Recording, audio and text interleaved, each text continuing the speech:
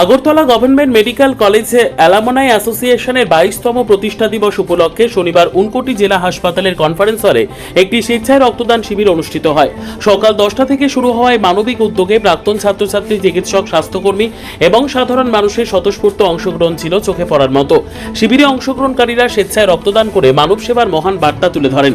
আয়োজকদের পক্ষ থেকে জানানো হয়, জরুরি চিকিৎসা পরিষেবায় নিরাপদ রক্তের চাহিদা সবসময় থাকে। সেই চাহিদা পূরণে সমাজের সর্বস্তরের মানুষকে নিয়মিত স্বেচ্ছায় রক্তদানে এগিয়ে আসার আহ্বান জানানো হয়। অনুষ্ঠানে উপস্থিত চিকিৎসক ও স্বাস্থ্যকর্মীরা বলেন, একজন সুস্থ মানুষের স্বেচ্ছায় দেওয়া এক ব্যাগ রক্ত একাধিক মানুষের জীবন বাঁচাতে সহায়ক হতে পারে। তাই সামাজিক দায়বদ্ধতার অংশ হিসেবে রক্তদানকে জন আন্দোলনে পরিণত করার উপর গুরুত্ব আরোপ করা হয়।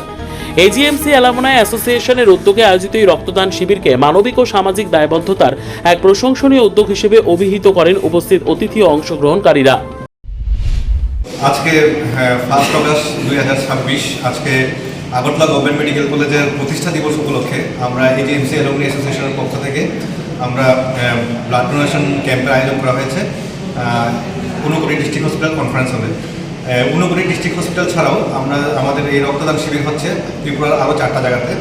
এর মধ্যে আপনার আগরতলা গভর্নমেন্ট মেডিকেল কলেজ আছে, ধলাই জেলা হাসপাতাল আর sub division Belonia sub division হসপিটালে। তো আমাদের এখন অবধি 30 জন ডোনার হয়েছে এবং আমরা আরও 20 জনের মতো এক্সপেক্ট করছি। মানে মোটামুটি টোটাল আমরা 50 জন টোটাল রক্ত সংগ্রহ আমরা এক্সপেক্ট করছি। টোটাল 50 জন হবে। আর আমাদের এই কাজে সাহায্য করেছেন কৈলাসহর ব্লাড ডোনার্স অ্যাসোসিয়েশন, তারপর আমাদের ঊনকোটি হসপিটাল, হোপ পরিচিত ঊনকোটি হসপিটাল, তারপর আমাদের আরজিএম সাব ডিভিশন হসপিটাল এবং all Tripura government doctors association. তো আমি তাদেরকেও ধন্যবাদ জানাতে চাই এবং যতজন রক্তদাতা আছেন তাদেরকেও ধন্যবাদ জানাতে চাই। এবং আমরা আশা রাখবো ভবিষ্যতেও আমরা এজিএমসি অ্যালামনাই অ্যাসোসিয়েশনের পক্ষ থেকে আমরা আরও বিভিন্ন রকমের যে স্বাস্থ্য পরিষেবা সম্বন্ধীয় আরও কর্মসূচি আমরা গ্রহণ করার পরিকল্পনা করছি।